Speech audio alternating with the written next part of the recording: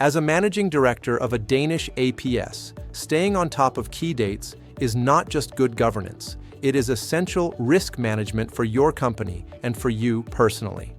In this video, we will walk through the critical deadlines that should be in your calendar, explain what each one means in practice, and highlight the consequences of missing them. While individual circumstances can vary, the framework we are about to cover applies broadly to most private limited companies operating under Danish rules and is intended to help you build a robust annual compliance rhythm. Let us start with the financial year, because most of your core obligations are anchored to it.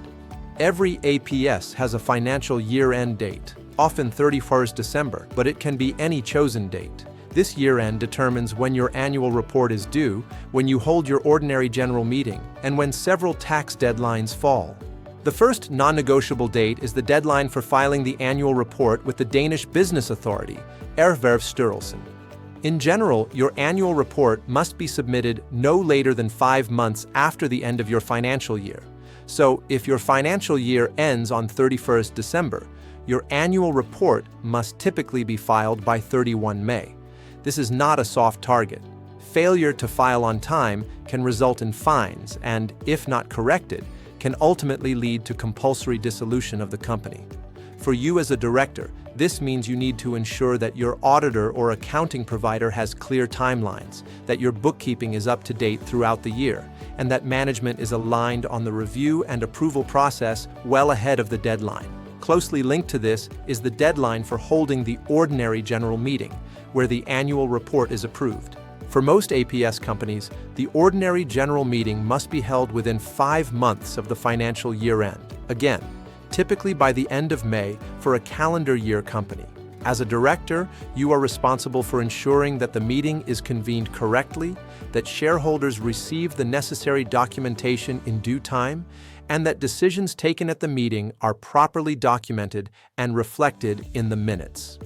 From a practical standpoint, you should work backwards from the filing deadline, planning the general meeting at least several weeks earlier to allow for any revisions to the annual report that may arise from shareholder feedback or last-minute adjustments. The next cluster of critical dates relates to tax and VAT. While exact dates can depend on your company's size, VAT registration, and whether you pay corporate tax on account, there are some recurring patterns you should have in your calendar. For VAT-registered companies, VAT returns and payments are typically due monthly, quarterly, or semi-annually, depending on turnover. Each period has a specific filing and payment deadline set by the Danish tax agency, Skattestyrelsen. Missing these deadlines can lead to surcharges, interest, and in repeated cases, closer scrutiny from the authorities. As a director, you should ensure your finance function has a clear filing calendar that covers each VAT period, with internal cutoffs that allow time for reconciliations and approvals. In addition to VAT, you need to consider corporate income tax deadlines. Many ApS companies are required to pay corporate tax on account during the income year with 1 or 2 installments, and then settle any remaining tax when the final tax assessment is issued.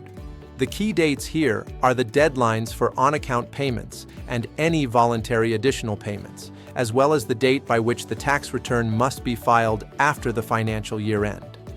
While these dates are notified by Skattestyrelsen and can vary, your responsibility as a director is to ensure that someone is actively monitoring these notifications, that there is clarity on funding for tax payments, and that your advisors have the information they need to prepare timely filings. Beyond annual reporting and tax, there are several governance-related dates that deserve a place in your calendar. If your company is required to maintain a register of beneficial owners or significant shareholders, you must report and update this information without undue delay when changes occur. While there is no single annual date for this, it is good practice to link a review of ownership records to your annual general meeting, ensuring that any changes in ownership, voting rights, or control structures are reflected in the official registers shortly thereafter.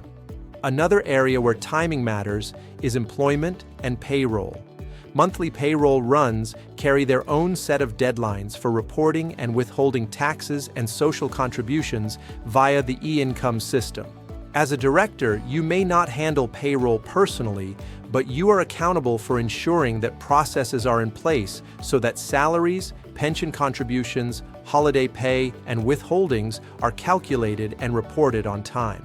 Failure to comply can quickly create financial and reputational risk, particularly in a tight labor market where trust and reliability matter. It is also essential to remember that certain board and management actions are time-bound.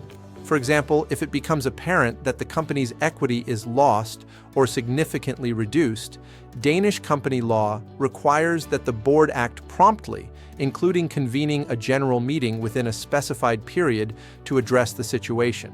While this is not a recurring calendar date, it is a legal timing trigger that every director must understand and respond to without delay, as inaction can increase the risk of personal liability.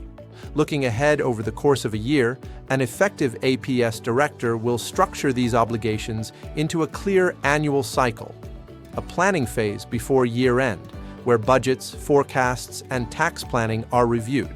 A reporting phase after year-end, where the focus is on closing the books, preparing the annual report, and holding the general meeting. And an execution phase throughout the year, where VAT, payroll, and other recurring obligations are handled on schedule. Many directors find it helpful to maintain a compliance calendar that clearly lists each obligation, its statutory deadline, the internal responsible owner, and internal cutoff dates to avoid last-minute pressure. Finally, you should treat these dates not just as compliance checkpoints, but as opportunities to steer the company. The annual report deadline can be the anchor point for strategic discussions with shareholders. VAT and tax deadlines can prompt regular reviews of liquidity and profitability. The ordinary general meeting can be a platform to align owners and management around long-term priorities. By integrating these dates into your management routines and ensuring that responsibilities are clearly assigned, you reduce risk, improve transparency, and demonstrate professionalism to stakeholders. As an ApS director in Denmark, you may not be able to control the regulatory calendar, but by understanding and respecting these critical dates, you can control how prepared your company is to meet each one.